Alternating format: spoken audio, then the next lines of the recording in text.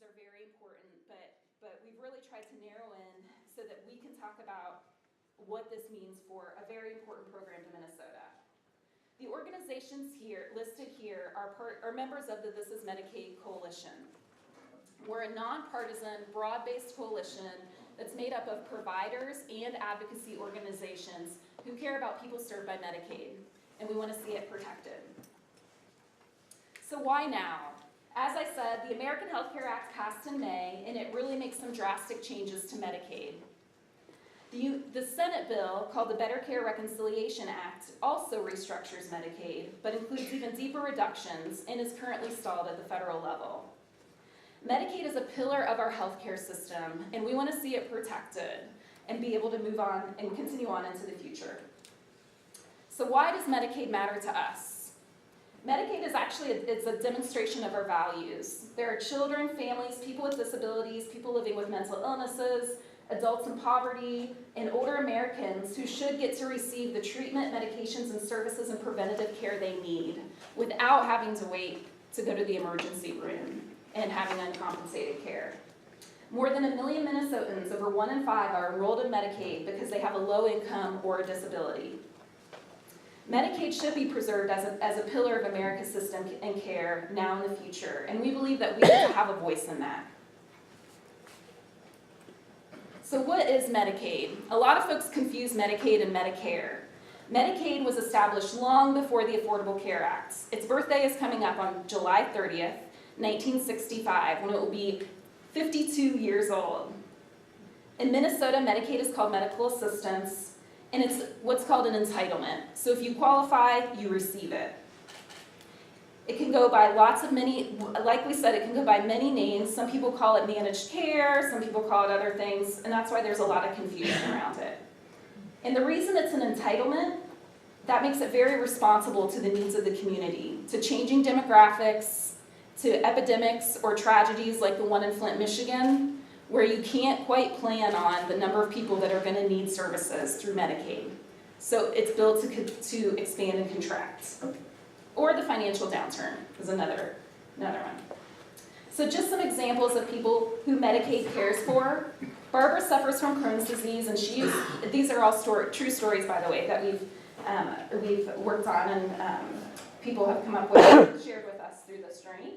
Barbara suffers from Crohn's disease and used to give care to her son with autism. Her husband died when he was 62, and now Medicaid covers the care she receives at her nursing home, as well as the ongoing care her 50-year-old son receives. 1 in 2 nursing home residents in Minnesota use Medicaid like Barbara, typically after they've spent down all of their hard-earned dollars. In the 3rd grade, Stuart began struggling with his mental health and schooling. After qualifying for Medicaid, he could receive mental health services at school. By 5th grade, his mental health had improved, and he joined the Gifted and Talented program at his school. Medicaid helps make over 600,000 Minnesota children mentally and physically healthier. A lot of folks don't recognize that Medicaid is used extensively in the schools to allow kids to be able to go to school, many kids who wouldn't be able to be in a classroom.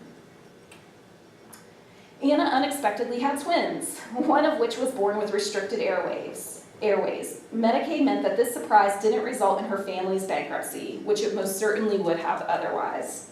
Medicaid helps ease financial stress for 1 in every 2 American births. And Anna has updated us, her and her husband are back on employer-based insurance, as are all of their children. Medicaid does a lot more than you think.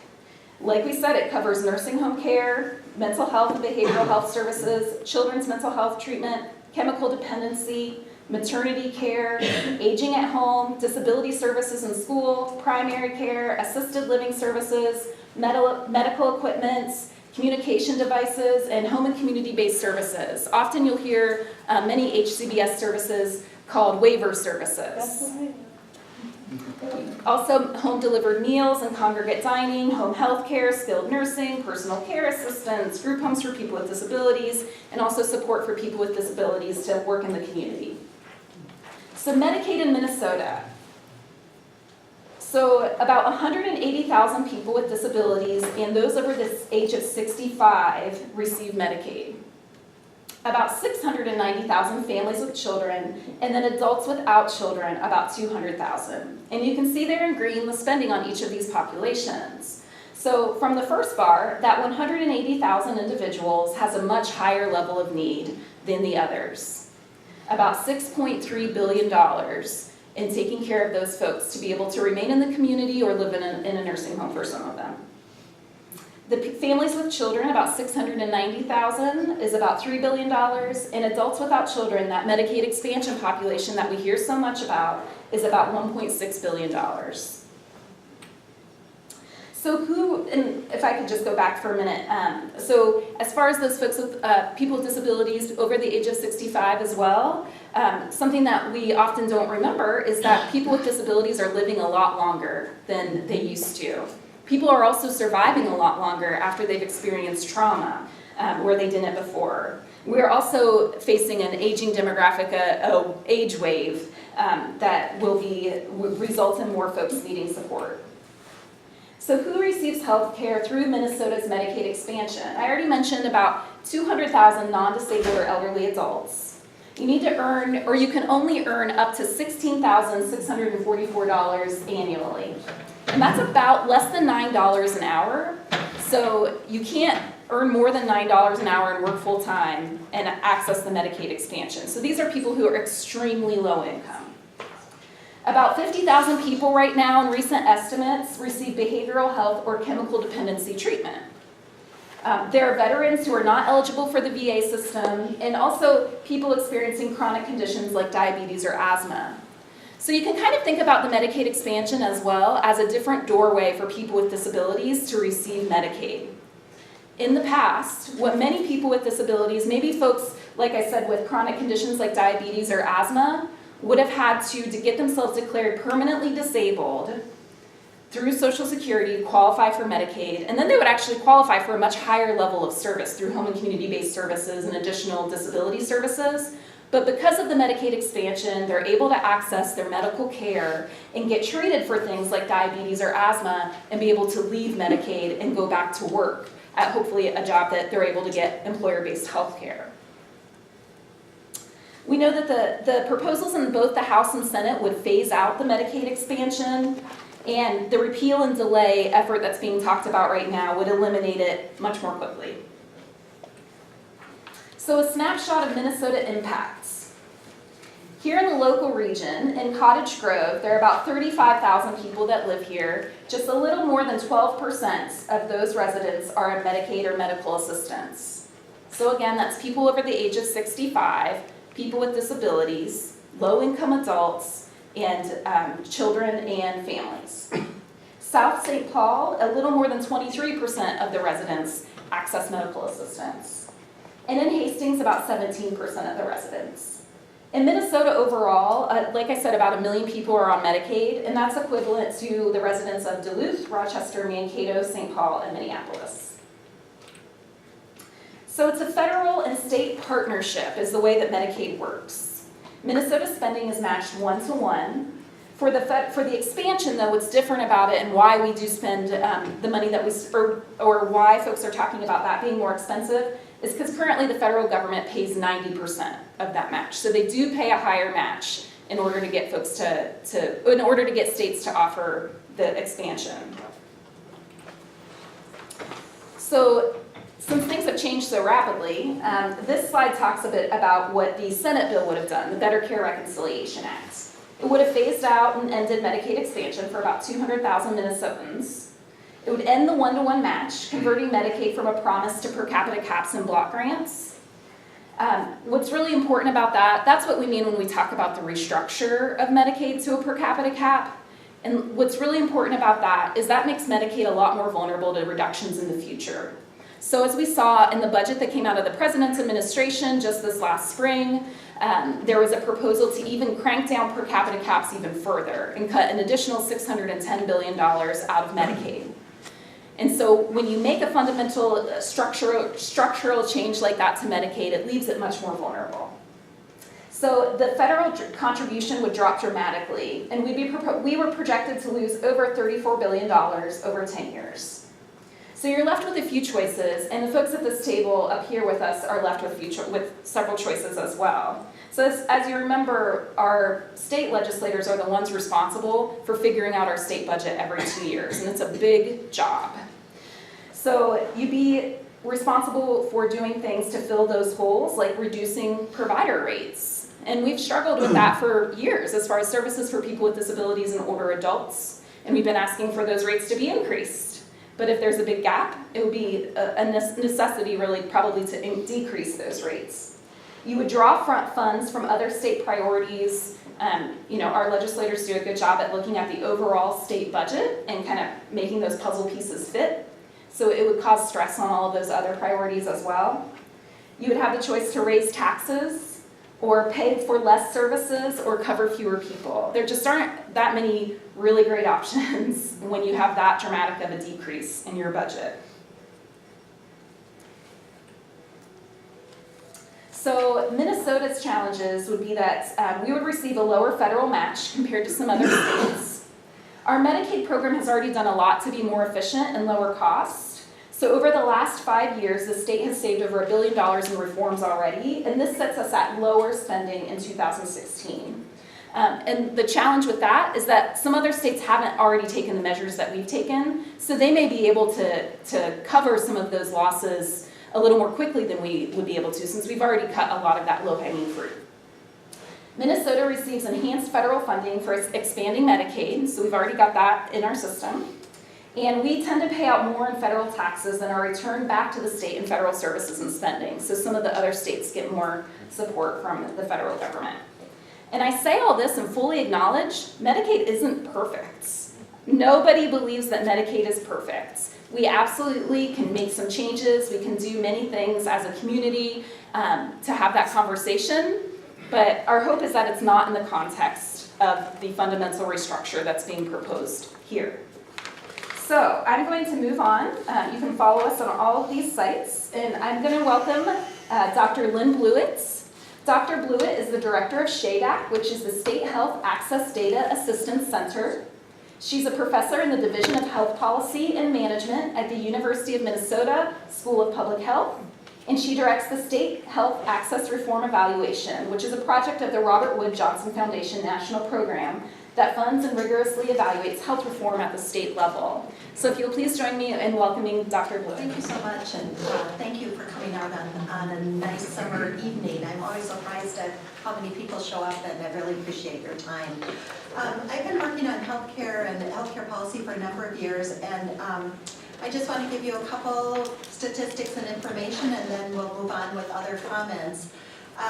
Just so that you know, the Affordable Care Act had a huge impact on Minnesota and the uninsured rate, and it reduced the uninsured by about half. So we were at 8.4% uninsured, we're now at 4.3%.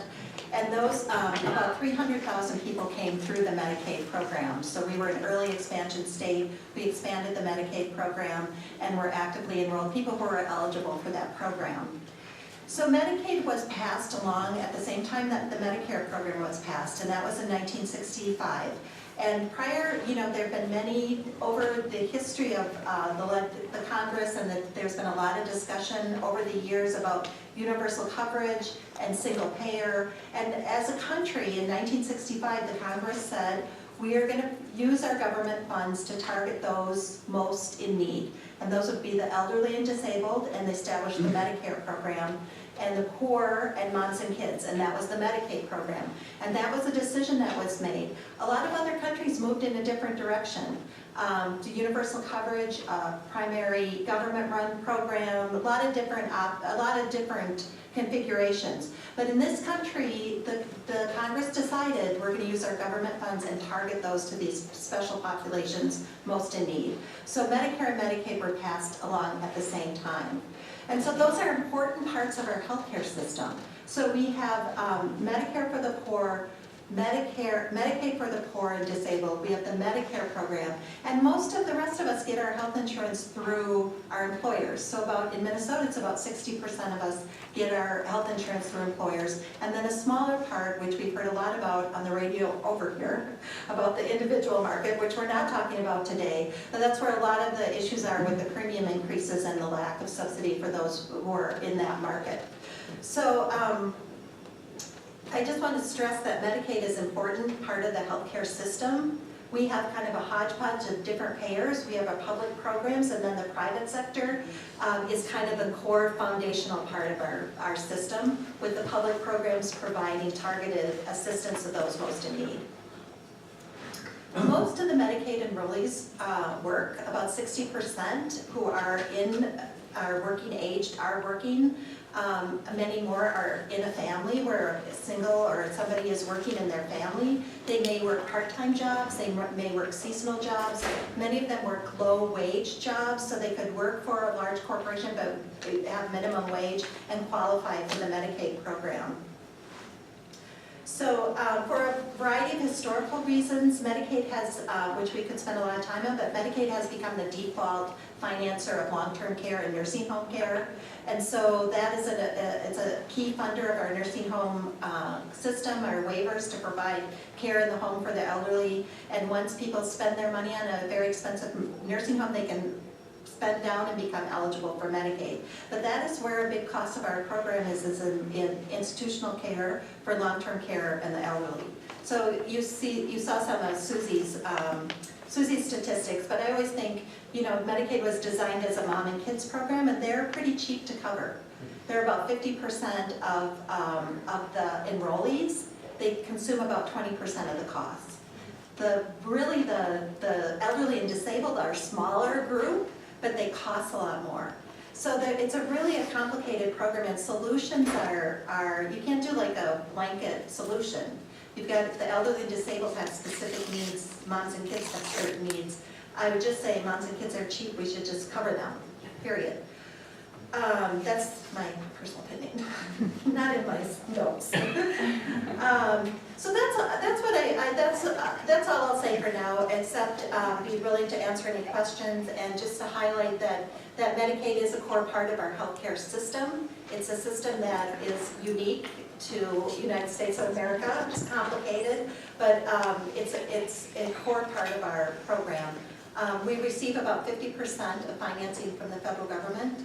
If they were to repeal the expansion, there was estimated would be an impact to the state budget of about $2 billion, and that's $2 billion that go out to providers and to systems, and it doesn't sit in St. Paul. That funds a lot of jobs, a lot of part of our economy and our providers, and so it's not just coverage. It's not just coverage, but it's really a core part of financing our healthcare system in the state. So with that, I'll just pass it on. Great. Thank you so much, Dr. Blewett. And with that, we're going to toss it over to our storytellers. So first, I'd like to welcome Kate and Jamie Swenson. They live in Cottage Grove, Minnesota. Kate is a digital project manager for Twin Cities PBS and a blogger at Finding Cooper's Voice. She reaches 1 million people a week with stories and videos about her family's journey with severe autism. And Jamie is an insurance agent and runs his own business, Swenson Agency. Thank you. Thank you. Hi everyone. Hello. We're a little nervous. So like Susie said, my name is Kate. This is my husband Jamie. We are I like to say, are your typical cottage grovers. We're in our 30s. We both work. I'm at PBS. He runs his own business. We have 2 kids. They're 6 and 4. This is So our boy Cooper, what we're going to kind of tell the story today. We have 3 dogs. We own our home. We have debt. We're just the average Americans. And before we had Cooper, I like to say I knew nothing about Medicaid. It didn't matter to me. I didn't know about it. I just assumed that if you worked and you had health insurance, everything was paid for that you needed. I mean, we didn't even really go to the doctor, so it never even crossed my mind. And then we had our little tornado, Cooper, 6.5 years ago. And right away we knew something was off. He didn't develop typically. He didn't start talking. He was really rigid. He had a lot of anxiety. He turned our world completely upside down to the point where at the time we lived in Duluth, we had to keep moving to get help for him. And eventually we found Fraser in Minneapolis. And they said if we could move down here, they would change his life. How do you pass that up? I told him we're moving and we're going to help this kid. And he got the diagnosis of autism 3.5 years ago. And I thought right away, I'm like, well, we don't need any help. We're not those people. That sounds terrible, but that's what goes through your mind. There's so much negative stigma around receiving help. So I'm like, we can do this. Well, he needed extensive speech services and occupational therapy services, and that's not covered by health insurance. No one tells you that. They're like, well, he's nonverbal, we'll give him 15 minutes a week. I'm like, oh, we're really giving him the best shot possible here. And Fraser told us that you have to have medical assistance to go there. And getting medical assistance was one of the hardest things I've ever had to do. Because we work and we have private health insurance, it was a fight like I've never had before. I had to prove a disability. I just wanted these people to come in my home and see how hard our life was. We eventually got it, and Cooper went to Fraser for 3 years, and it was fantastic, and he aged out. And he attended kindergarten just at Liberty Ridge, and it did not work out. He was so severe, his autism was declining rapidly. At age 6.5, he still doesn't speak, he doesn't use the toilet. We struggle to leave our home. It's really hard on our family. Jamie's had to move his business to our home just to help Cooper. So we realized we had to access more services. So we found Minnesota Autism Center, who also required medical assistance. Just a little fact, last year Cooper's care was $229,000 and our health insurance covered $100,000. So the rest was picked up by medical assistance. So I knew that our life something was going on. Cooper, we couldn't go to stores, we couldn't go to parks, we couldn't leave, we needed more supports. And we found out about waivers. So they're a developmental disability waiver, and they're offered to families that need more help, and they help you keep your children in home and community. Well, the waiting list was like, we were told Cooper would get one at age 21 or something, and I'm like, you gotta help us. I made our social worker come over and just sit and just watch. We ended up getting a waiver in January, right around the same time Cooper started at Minnesota Autism Center, and our whole life changed. Cooper now, these are going to sound so simple, but Cooper sits down. He hadn't sat his whole entire life. He drinks from a cup. He engages with our family. He hugs us. Medicaid got him a talking device, and he speaks with us now. He can tell us when he's happy and when he's sad and when he's thirsty. So to say that Medicaid is our lifeline, it's everything. The fear of losing it, it's kind of keeping us up at night a little bit, because if we lose Medicaid, I will have to quit my job. I will have to, which is something I've fought to keep, even though I feel like to get services, the world wants me not to work, and I just refuse to do that. So I work, and I will have to get trained as a therapist. It's just a really, really scary thought. When my son was declining so rapidly, and these services brought him out of this dark, dark place. I wrote down some of the things that Medicaid does for us. It's not just health insurance type things. So it provides that therapy that he receives. A therapist comes to our home 20 hours a week and helps Cooper. PCA care, which everyone's like, just get a babysitter. Well, no. That's just not even possible, and nor could we afford the wage that it costs to get someone to come to our home. For the first 6 years of Cooper's life, we never did anything. We didn't go on dates. We didn't bring our 4-year-old places because Cooper couldn't go. It was really hard on our family. Also, that PCA care allows me to work. Without it, I wouldn't be able to. Cooper can't be in school. Diapers, which also sounds really simple. Anyone can try and find size 8 diapers that don't cost a fortune. Call me. So Medicaid helps us pay for diapers. Safety modifications to our home. We live in a prison, meaning each of our doors has 3 locks on it, up, high, down, because Cooper is a runner. Autistic children run, and they seek out danger and water. So our doors were always locked. Our waiver helped us get a fence, so our back door is now open and our son can move around in our backyard. Another one, Cooper breaks lamps. He knocks them over, and we didn't have any overhead lighting, and it's pretty expensive. It would have to go on a credit card, and I just opted not to do it, so we lived in the dark for quite some time, and Medicaid got us overhead lighting. Medical equipment.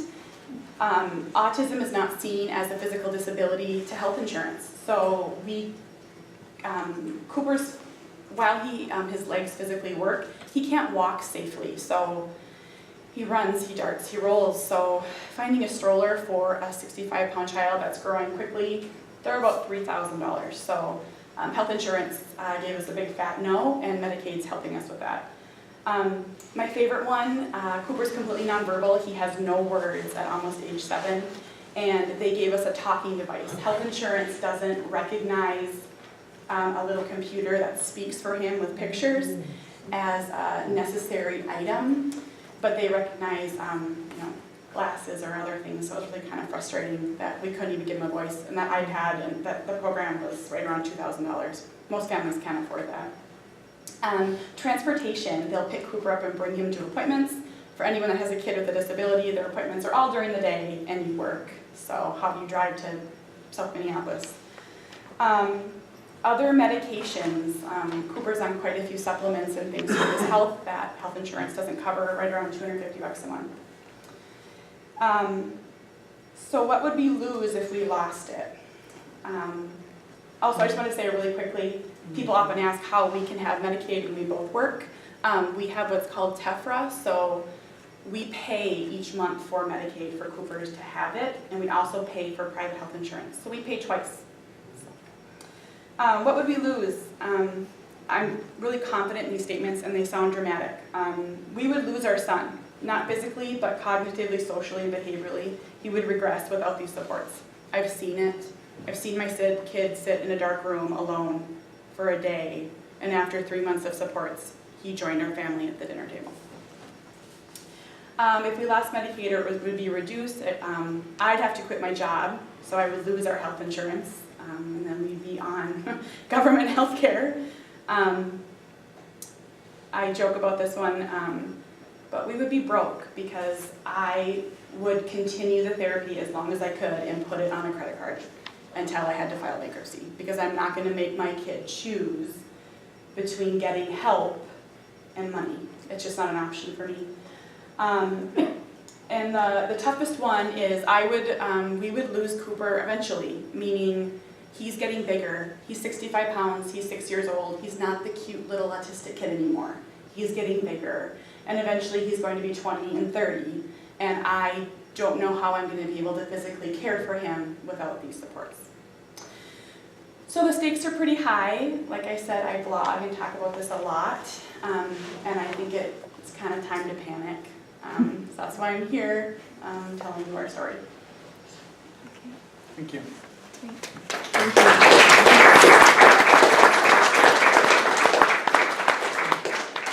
Thank you so much, Kate and Jamie.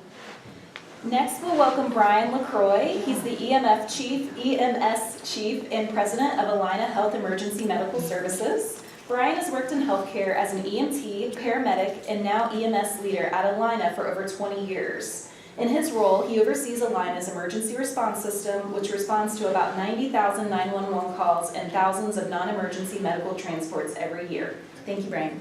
Thanks so much. So I want to start with a note of gratitude, maybe a bit out of protocol, but I mean this genuinely. Local, county, state leaders, leadership is hard. We're asking you folks to grapple with a really tough problem. Tremendous courage in sharing your story. That's an illustration of the problem. But we all know that it's not a simple fix. So I have great gratitude for our leadership to come together in a forum like this, different political parties, different views, different perspectives, and try and have some civil dialogue about this. It's something we don't see at a federal level. And I'm proud to be a Minnesotan. and a constituent of Representative Jurgens and Senator Schoen in a state that has the capacity to have a conversation like this. So I want to ask you to join me in thanking these folks for their work.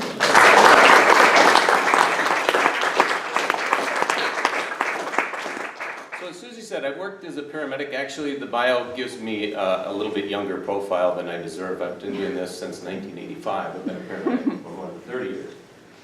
And it's, you know, I think one of the things that I bring to this conversation is a realization that public safety, and if you don't know, Senator Schoen has served as a paramedic, is currently continues to be a law enforcement officer. Public safety is the front lines of healthcare in our society today. In my organization, I can't believe it, but we have grown to the point where we respond to calls for help 320 times a day on average, 320 times a day. And 1 in 10 patients that we serve is a Medicare patient. And those folks are often, as the illustration that we just heard discussed, those folks are people that really need help the most. I love the comment, Susie, is it? I apologize. That you made the statement in your opening comments that Medicaid is an expression of Minnesota values. I couldn't agree more. This is an important issue. It's a tough issue. There's no simple answers, and it's not going to be easy for you folks to help us figure this out. But this really impacts our community in a very real way on an everyday basis. So today, as has been pointed out, you know, I personally have this history of working as a paramedic. I have myself been literally on tens of thousands of 911 calls and seen this from the front lines. My day job today is as a leader, is the EMS chief and president of Alina Health. And I know that in our organization that sees 325 patient contacts, 320 or so every day, that this is a tough issue.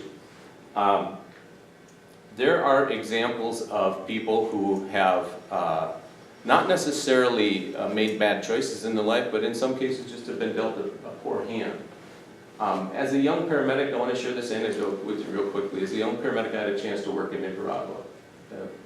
Dan, I don't think I've ever shared this with you. But out of the many, this is right post-Civil War, so think Daniel Ortega, mid-90s. Of the many life lessons that you can imagine from that, the one that is seared in my memory is the value of a middle class.